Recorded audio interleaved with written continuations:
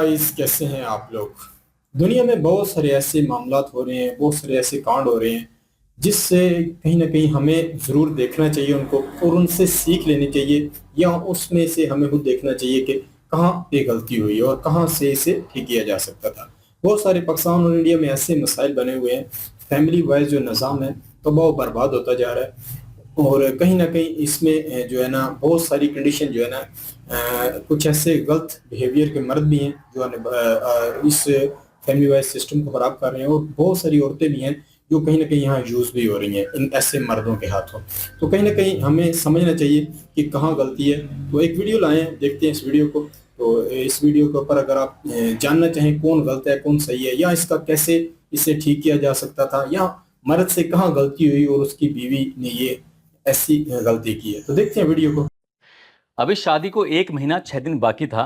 अचानक ही खबर मिल जाती है कि दामाद जी की थोड़ी तबीयत खराब हो रही है। जैसे ही तबीयत खराब की सूचना मिलती है तो सास अपने दामाद को देखने के लिए उसके घर पहुंच जाती है। पहली बात थी और पहली ही मुलाकात थी। अभी तक तो दोनों सिर्फ फोन पे बातचीत किया करते थे। सुबह से लेकर शाम तक के लिए सास गई हुई थी, लेकिन दामाद जिद करने लगता है कि अगर आपको कोई एतराज ना हो तो आज रात को यहीं रुक जाओ। सास जैसे ही उस रात रुक जाती है तो वो दोनों एक साथ एक बिस्तर पे ही सो जाते हैं। और इस बात का किसी ने कोई अंदाजा नहीं लगाया था कि इनके बीच में आखिरकार ये हो क्या गया है। अगला दिन निकलता है, सास जाने लगती है, दामाद कहता है कि और रुक जाओ। फिर रुकते रुकते 5 दिन हो जाते हैं और दोनों 5 दिन तक ऐसे रहते हैं साथ जैसे मियाँ और बीवी या पति और पत्नी रहते हैं। इसके बाद शादी के दिन नजदीक आ रहे थे। अभी शादी में लगभग 9 दिन का समय बाकी था और पूरे इलाके में खबर फैल जाती है कि सास और दामाद दोनों घर से अचानक ही लापता हो चुके हैं। अब ये कहानी सोशल मीडिया पर कुछ इस कदर वायरल हो जाती है कि हर किसी की जुबान पर यही बात चढ़ जाती है कि आखिरकार सास और दामाद ने ये सब क्या किया। आज की इस कहानी के माध्यम से ये समझने की कोशिश करते हैं कि आखिरकार ये कहानी जो लोगों के सामने पहुंचती है, सास को दामाद से और दामाद को सास से जो मोहब्बत, ये इश्क हो जाता है, इसके पीछे की वजह क्या होती है और लड़की जिससे शादी हो रही थी उसके साथ क्या होता है। आदाब, नमस्कार, सत श्री अकाल। मैं उस्मान सैफी। आज की जो सच्ची घटना मैं आपको सुनाने जा रहा हूं, ये सच्ची घटना है उत्तर प्रदेश के जिला अलीगढ़ की। जिला अलीगढ़ का एक थाना लगता है मंडराक और इसी थाना क्षेत्र का एक गांव लगता है मनोहरपुर कायस्थ। दरअसल इस गांव की रहने वाली एक महिला का नाम होता है सपना देवी। सपना देवी अपने पति, जिसका नाम जितेंद्र उर्फ जीतू होता है, उससे कहती है कि देखो, अभी शादी में कुल 9 दिन बाकी हैं और 6 अप्रैल 2025 की ये तारीख आ चुकी है। आपको मेरी बहन के यहाँ पर जाना चाहिए, जाकर आप कार्ड दे के आइयो। अगर आप कार्ड दे के आ जाएंगे तो ठीक है, नहीं तो वहाँ देर हो जाएगी और हमें अभी बहुत सारे काम जो करने हैं। जैसे ही पति जीतू उर्फ जितेंद्र ने ये बात सुनी, वो अपनी पत्नी सपना देवी की बात सुनने के बाद सीधा उसकी बहन के घर पहुँच जाता है। और पहुँचने के बाद वहाँ कार्ड वार्ड देकर, जो आसपास के इलाके में बेटी की शादी के कार्ड बंटने थे, वो कार्ड देकर जब वापस लौट कर आता है तो 6 अप्रैल 2025 की रात लगभग 8:30 बजे के आसपास का वाकया था।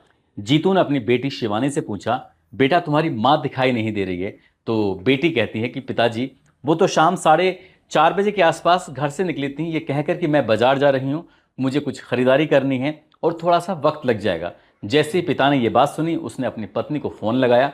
फ़ोन लगाने के बाद अपनी पत्नी से बातचीत करने की जैसे कोशिश की तो पत्नी ने कहा कि मैं बस अभी पहुंचने वाली हूं। यानी कि वो अगले 1 घंटे तक, रात के 8:30 बजे से लेकर 9:30 बजे तक लगातार फ़ोन लगाया जाता है। और उसकी जो पत्नी होती है, इसका नाम सपना देवी होता है, सपना देवी कोई ना कोई बहाने कर रही थी। अभी आने वाली हूँ, थोड़ी देर में आ जाऊंगी, इस तरह के बहाने कर रही थी। कब 1 घंटा बीत जाता है पता ही नहीं चलता और अचानक ही नंबर स्विच ऑफ हो जाता है। लेकिन जब नंबर स्विच ऑफ हुआ था तो आखिरकार ये पता चल चुका था कि वो किसके साथ है, किसके साथ नहीं है। जितेंद्र उर्फ जीतू ने अपने दामाद को फ़ोन लगाया और दामाद से कहा कि मुझे पूरी पूरी जानकारी है, जो मेरी पत्नी यानी कि सपना देवी है वो तुम्हारे साथ है, मेरी बात कराओ।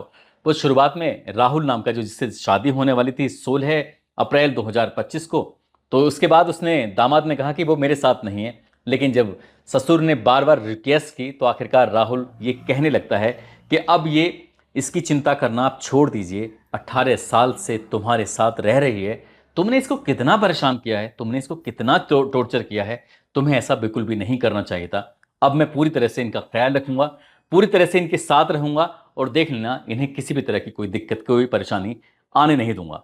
जैसे ये बात आती है, आखिरकार जो ससुर होता है, जिसका नाम जितेंद्र उर्फ जीतू होता है, उसके पैरों तले जमीन खिसक जाती है कि दामाद ये सब क्या बात कह रहा है। और 10:30 बजे थे रात के, नंबर बंद हो जाता है। नंबर बंद हो जाता है, बातचीत करने का जो साधन था, कम्युनिकेशन था, वो टूट जाता है। अब जो ये जितेंद्र उर्फ जीतू होता है, वो सोचकर परेशान था कि आखिरकार उसकी पत्नी ने क्या किया है, कहाँ गए कहाँ नहीं। वो इंतजार कर रहा था कि हो सकता है कि पूरी रात निकल चुकी है, सुबह आ जाए। पूरी रात बैठे बैठे इंतजार कर रहा था, दरवाजे पर लगातार टकटकी लगाए बैठा था कि कब उसकी पत्नी सपना आएगी और उसके जो भी उसे लग रहा था, डाउट लग रहा था, वो डाउट सिर्फ डाउट में ही बदल जाएगा, उसकी पत्नी वापस आ जाएगी। पूरी रात निकल जाती है। इसके बाद जीतू आसपास के लोगों से बातचीत करता है, अपने रिश्तेदारों से बातचीत करता है, परिवार के लोगों से बातचीत करता है। कहता है कि उसकी जो पत्नी है वो रात अचानक से गायब हो गई है, पता नहीं उसका कहाँ है, किस हाल में है। तभी घर वाले, परिवार वाले कहते हैं कि तुम बिल्कुल परेशान मत हो, पहले घर देखो, घर में आखिरकार कोई दिक्कत, कोई परेशानी तो नहीं है। घर की जो अलमारियां थी, घर की जो चीजें थी, देखी जाती हैं तो पता चलता है कि घर में लगभग 3.5 लाख रुपए थे, वो नकदी गायब थी। साथ ही लगभग 5 लाख रुपए के जेवरात थे, वो भी गायब थे। अब इतना देखने के बाद एक तो ये कि उसकी पत्नी गायब हो चुकी है, दूसरा ये कि नकदी और जेवरात वो भी गायब हो चुके हैं। अब ये व्यक्ति बहुत ज़्यादा परेशान हो जाता है, अपने ही कुछ साथियों को लेकर नज़दीकी पुलिस स्टेशन यानी कि मंडराक पहुंच जाता है। वहां जाने के बाद कहानी सुनाता है। कहता है कि साहब, अक्टूबर 2024 की ये बात है।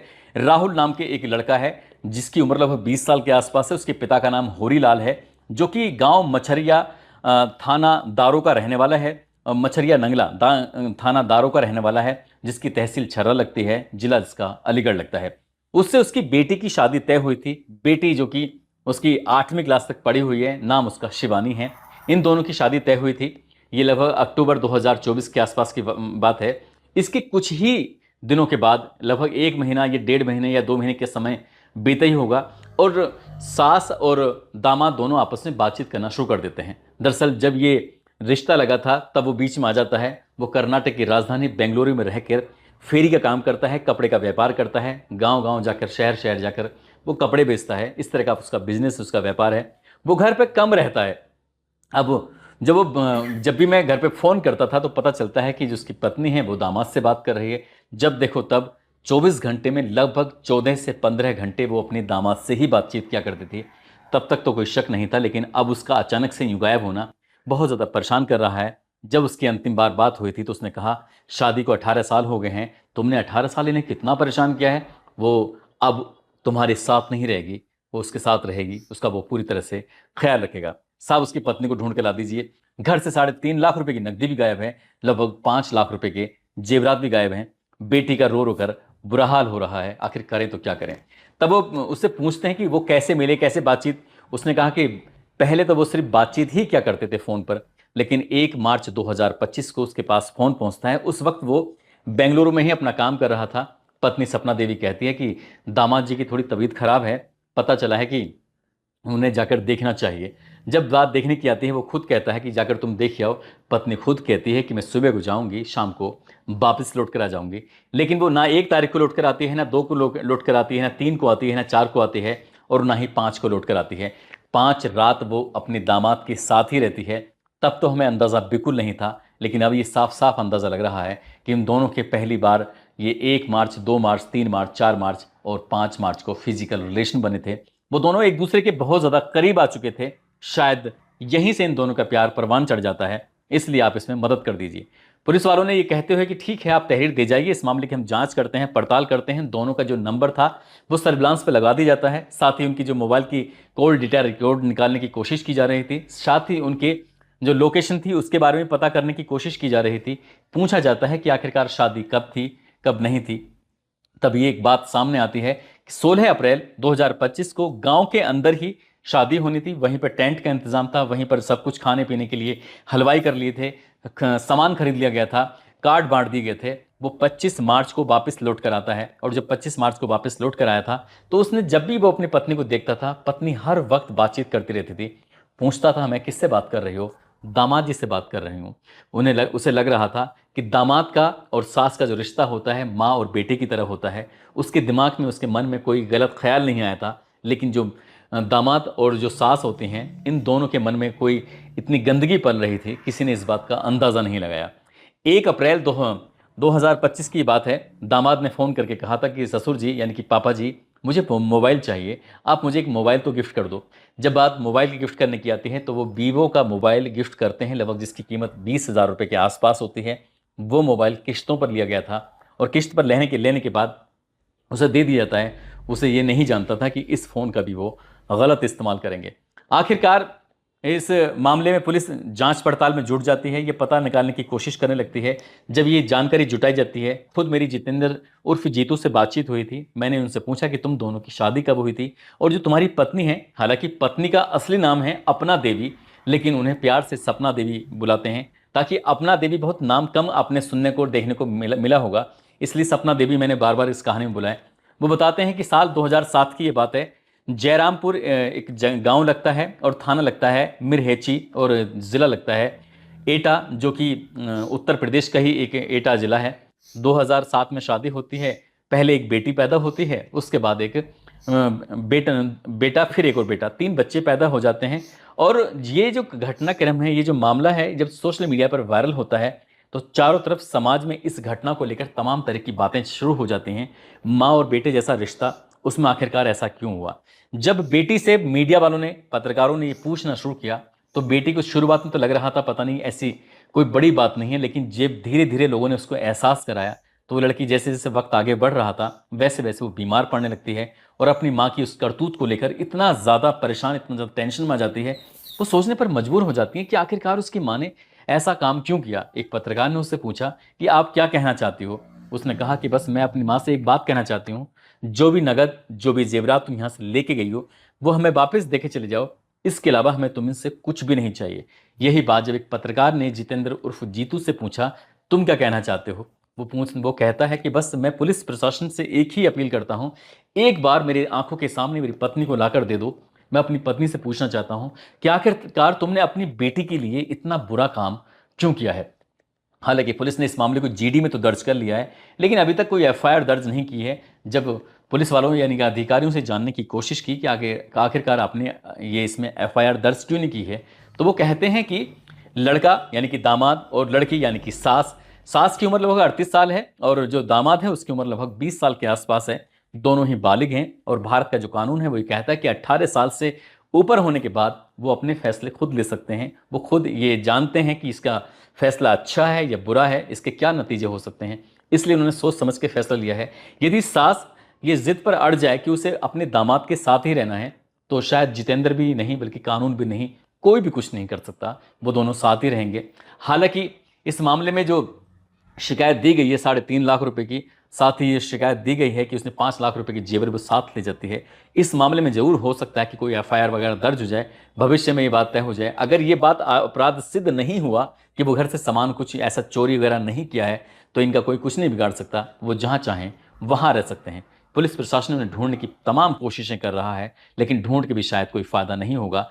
लेकिन उसने न केवल 2 बच्चों का नुकसान किया है, जो दो बेटे हैं, और साथ ही बेटी का नुकसान किया है। बेटी की इज्जत को भी तार तार किया है, अपनी भी इज्जत को तार तार किया है। समाज में जो एक मैसेज था, संदेश था, वो भी बहुत गलत चला गया है। दोस्तों, इस पूरे घटनाक्रम को सुनाने का उद्देश्य किसी को परेशान करना नहीं है, किसी का दिल दुखाना नहीं है, बल्कि आपको जागरूक करना है, आपको सचेत करना है। सोच समझ कर काम करने चाहिए। इस घटना ने पूरे हिंदुस्तान को हिलाकर रख दिया है, लोगों को सोचने पर मजबूर कर दिया है कि एक सास ने आखिरकार ऐसा क्यों कदम उठाया, जबकि वो उसकी बेटी से महज 2 साल बड़ा है। बेटी 18 साल की है तो दामाद 20 साल का है। ऐसा क्यों किया है? बस यही सोच सोचकर बेटी का भी, उसके पति का भी, साथ ही पूरे समाज का भी सोचकर भी ये बुरा हाल है कि आखिरकार ये समाज किस ओर जा रहा है। बड़ी ही यार अफसोसनाक और हैरत अंगेज जो है ना ये वीडियो थी, और हैरत अंगेज ये वाकया है, जिसका अगर यकीन करें हम, जितना भी अगर इसको समझने की कोशिश करें कि एक मतलब देख रहे हैं कि 38 साल की औरत और एक 20 साल वाला जो लड़का है, वो कहीं ना कहीं कैसी सोच रख रहे हैं, कैसा एक कह लो कि उनका ज़हन चल रहा है। बड़ी ही कमियां हैं दोनों तरफ अगर देखा जाए। मैं तो लड़के की सोच के ऊपर बहुत ज्यादा हैरान हो रहा हूँ। कहीं ना कहीं अगर देखा जाए तो मैं एक फैमिली वाइज निज़ाम को काफ़ी अच्छे से जानता हूँ। मेरे अपने सारे भाइयों की शादी हुई है, मेरी खुद भी शादी हुई है, तो कहीं ना कहीं एक तजर्बा है ज़िंदगी का।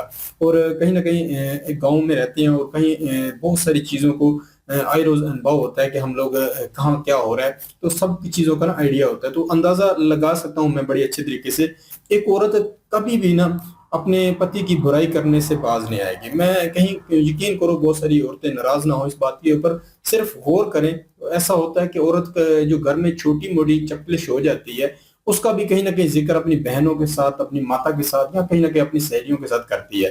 तो ये औरत के नेचर में पाया जाता है बहुत सारी औरतों में, और कि वो बुराई अपने शोहर की करती है। इसके ऊपर गलत ये होता है कि जहां ये औरत सपना देवी जी हैं, इनकी गलती मुझे यहाँ ये लग रही है कि इन्होंने ये बातें जब इस लड़के के साथ की है ना, तो लड़के क्या होते हैं कि लड़के जो है ना किसी के भी सेंटिमेंट्स को जो है ना हर्ट करते हैं और उसका एक गलत फायदा उठाने की कोशिश करते हैं। जैसे यहाँ अगर देखा जाए तो यहाँ सपना देवी ने जरूर अपने शोहर की कोई बुराई की है, उसने उसके ऊपर उन्हें दिलासा दिया और कहीं ना कहीं और बात को आगे लेके चले। बातें करते करते जब कहीं ना कहीं उनका जो है ना माइंड उन्होंने चेंज कर दिया, और जो वो बातें थी उसके ऊपर उसे चढ़ाना शुरू कर दिया कि आप तो बहुत ही ज्यादा आपके ऊपर जुल्म और तशद्दुद हुआ, आप बहुत ही कह लो कि मुश्किल जिंदगी आपने गुजारी है। ऐसी बातें इनके दिल पे सपना देवी जी के ऊपर इम्पैक्ट कर गई, और वो कहीं ना कहीं जो बात कह लो कि होनी चाहिए थी वो नहीं हुई कहीं ना कहीं, क्योंकि वो तो अपने इस घर को घर समझता ना, वो जो लड़का है वो घर समझता, कहता है कि हाँ वाकई मेरे ससुराल में प्रॉब्लम है तो मुझे हल करना चाहिए।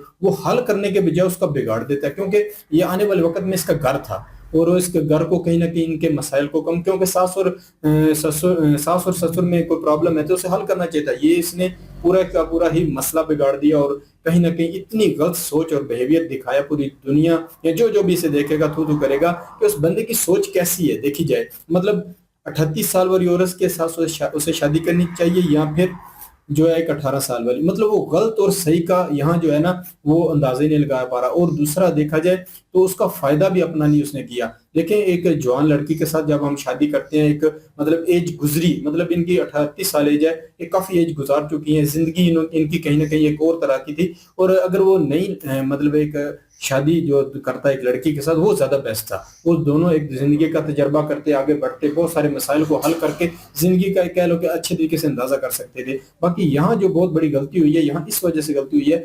कि जो सास है उन्होंने गलतियां जो है ना वो दोहरानी शुरू की, और उसके ऊपर जो सारा मामला खराब हो गया। और कहीं ना कहीं अगर सास को भी देखा जाए तो बहुत सारी जो माएँ होती हैं वो अपनी बेटी के हक में होती हैं, वो अपनी बेटी की जिंदगी बनाने के लिए काम करती हैं, वो अपनी बेटी के लिए बड़े सारे मसाइल को हल करती है। पर यहाँ अगर देखा जाए तो ये माँ ने ही अपनी बेटी का कहीं ना कहीं घर तबाह करके रख दिया है। देख लें कि लोग शुक्र अदा करते हैं कि कहीं से अच्छा दामाद मिले और अपनी बेटी के कहीं ना कहीं शादी करे, तो ये माँ कैसी थी, इनका अरमान कैसे जागे कि ये अपनी ही बेटी का घर तबाह करने के ऊपर तुल गई। तो यकीन करें बहुत सारे मसाइल हैं इसमें। मैं सपना देवी जी के जो शोहर हैं उनकी भी कहीं ना कहीं गलती मानता हूँ। पहली बात है कि आपने अगर मोबाइल लेके दे दिया है तो कहीं ना कहीं अपना ध्यान रखना भी घर का चाहिए कि क्या कोई वीकली पॉइंट तो नहीं है, वो क्या बात कर रही है आप उसके ऊपर सुनकर कहीं ना कहीं वो अगर बुराई करती हैं तो उससे कहीं ना कहीं ज़हन बदलाया जाए, समझाया जाए और ऐसे बिहेवियर से रोका जाए। और दूसरा अगर देखा जाए तो कहीं ना कहीं अगर मोबाइल आपने लेके दिए है तो उसके बाद लंबी काल के ऊपर आप जरूर चिंतित हो कि क्या हो रहा है, क्योंकि अगर आप इस चीज के ऊपर गौर नहीं करेंगे तो आने वाले वक्त में ऐसा मसला बनेगा। और मैं तो कहीं ना कहीं बहुत ज्यादा जो है ना गलती मान रहा हूँ वो लड़के की है, क्योंकि उसने जो है ना एक गलत फैसला किया एक 38 साल वाली औरत के साथ शादी का। और दूसरा कहीं ना कहीं उसके मन में पक्की बात है ये गलत विचार आए हैं कि पैसा भी आ जाएगा, जेवर भी आ जाएगा और अय्याशी करेंगे। और ये सपना देवी के साथ बहुत बड़ा कांड होगा, क्योंकि सपना देवी आने वाले वक्त में इसे ये धक्के मार के निकाल देगा। जब ये पैसा खत्म हो जाएगा, जब इनके पास ये संपत्ति खत्म हो जाएगी तो कहीं ना कहीं ये फिर इसको लात मारेगा और इसकी जिंदगी ना उधर की रहेगी ना इधर की रहेगी। तो मैं कल इनकी दूसरी वीडियो देख रहा था एक चैनल के ऊपर, तो वो अभी भी कह रहा है कि ये मेरी बीवी वापस आ जाए तो मैं इसे अपनाऊंगा, इसे रखूंगा। तो कहीं ना कहीं वो बंदा, इनका जो मर्द है वो बड़ा ही अच्छा है, वो कहीं ना कहीं बड़ा ही अच्छे तरीके से अपनी बीवी की जिंदगी को बचाने के लिए अच्छे फैसले कर रहा है। तो देखना चाहिए सपना देवी जी को भी। एक नौजवान लड़के के साथ उन्होंने जो सम्मत बना ली है तो इसका इम्पैक्ट गलत आएगा, इसकी आने वाली जो जिंदगी है वो खराब होगी। अगर वो अपने शोहर के साथ रह के थोड़ा खा ले, थोड़े पे गुजारा कर ले हर तरह से, तो वो कहीं ना कहीं कह सकते हैं कि लॉन्ग टर्म इनकी लाइफ अच्छी होगी। और ये लड़का, इसने पहले भी ऐसी हरकतें की हुई हैं बताया जा रहा है वीडियो के दरमियान में।